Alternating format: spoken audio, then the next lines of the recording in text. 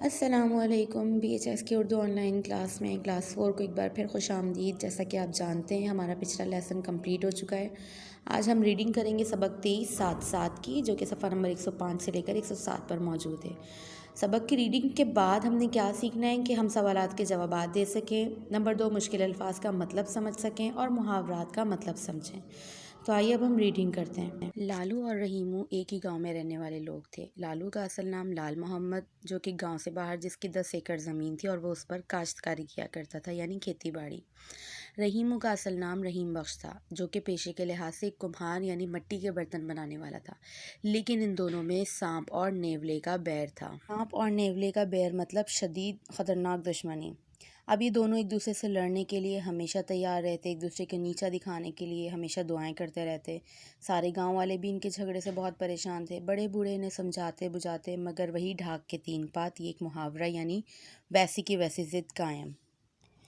اب یہ ایک دوسرے کی ناکامیوں اور نقصانات پر بہت زیادہ خوش ہوتے۔ لالو نے اپنی گندم کی فصل پر بہت زیادہ اس بار محنت کی، جس کی وجہ سے اس کی فصل بہت زیادہ اچھی ہوئی اور لالو بہت زیادہ خوش تھا۔ لیکن دوسری طرف رحیمو اس کی سونے جیسی فصل کو دیکھ کر جل بھن کر کباب ہو رہا تھا، یعنی کہ وہ حسد کر رہا تھا کہ جو اس کے پاس چیز ہے وہ میرے پاس کیوں نہیں ہے۔ لیکن اللہ کی طرف سے ایسا کرنا ہوا کہ رحیمو کی ہی بھٹی کی چنگاریاں اڑ کر لالو کے کھیت میں گئیں، اور جس کی وجہ سے خشک گندم کے خوشے چنگاریوں سے جل گئے اور دیکھتے ہی دیکھتے سارے کھیت میں آگ لگ گئی۔ اب لالو سمیت تمام گاؤں تو بہت افسردہ تھا، لیکن رحیمو بہت زیادہ خوش تھا۔ لیکن لالو کی بددعائیں رحیمو کے حق میں بری ثابت ہوئی۔ رحیمو نے بہت سے برتن بنا کر صحن میں سوکھنے کے لیے رکھے، لیکن اچانک اتنی شدید بارش آئی کہ رحیمو کے سارے برتنوں کو گارا بنا گئی۔ اب رحیمو بہت زیادہ افسردہ تھا، لیکن لالو بہت زیادہ خوش تھا کہ اللہ نے حساب برابر کر دیا۔ اب یہاں نقصان تو دونوں کا ہو گیا، لیکن جب بارش شروع ہوئی تو بارش ایسی شروع ہوئی کہ بارش نے رکنے کا نام نہ لیا۔ وقفے وقفے سے بارش برستے تیسرا دن ہو چکا تھا۔ کھیت کھلیان یعنی کہ کھیت اور اناج سکھانے کی جگہ جو تھی وہ سب پانی میں ڈوب چکی تھی، صرف پانی ہی پانی تھا۔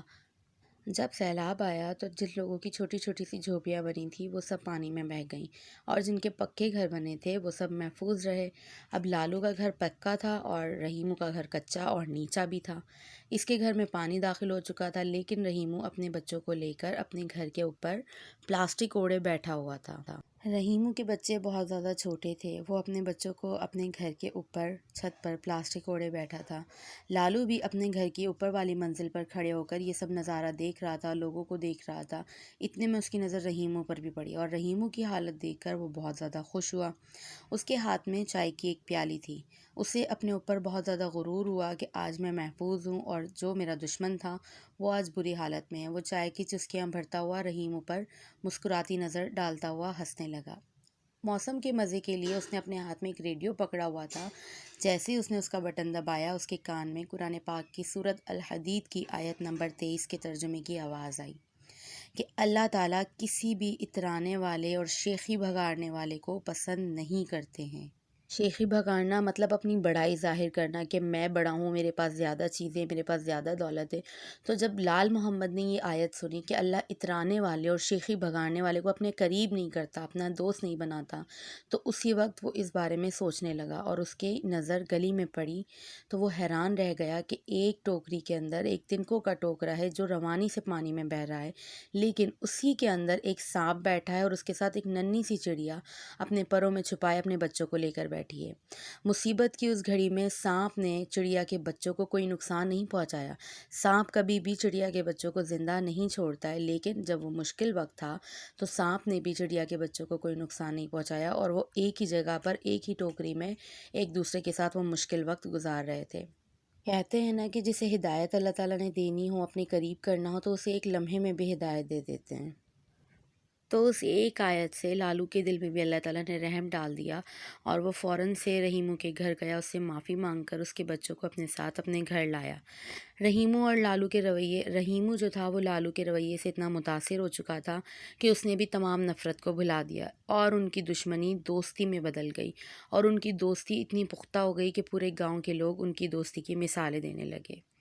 یہ تھی لالو اور رحیمو کی کہانی۔ تو دیکھیں ہمارے ارد گرد بھی ایسا ماحول ہوتا ہے کہ ہم کسی کو نیچا دکھا رہے ہوتے ہیں، کسی کے بارے میں غلط سوچ رہے ہوتے ہیں، تو ہمیں اس آیت کو مد نظر رکھنا چاہیے کہ اللہ اترانے والوں کو، شیخی بگاڑنے والوں کو، دوسروں کو نیچا دکھانے والوں کو اپنا دوست نہیں رکھتے۔ تو اس کی دوستی جب ہمیں چاہیے تو ہمیں ان چیزوں کو چھوڑنا ہوگا۔ سبق کی ریڈنگ کے بعد اب آپ کا گھر کا کام یہ ہے کہ 5 محاورے آپ نے تلاش کرنے ہیں، قرآن پاک کی آیت کا ترجمہ لکھنا ہے اور مشکل الفاظ کا املا لکھنا ہے۔ انشاءاللہ اس سبق کی اگلی سرگرمی کے ساتھ دوبارہ ملاقات ہوگی۔ اللہ حافظ۔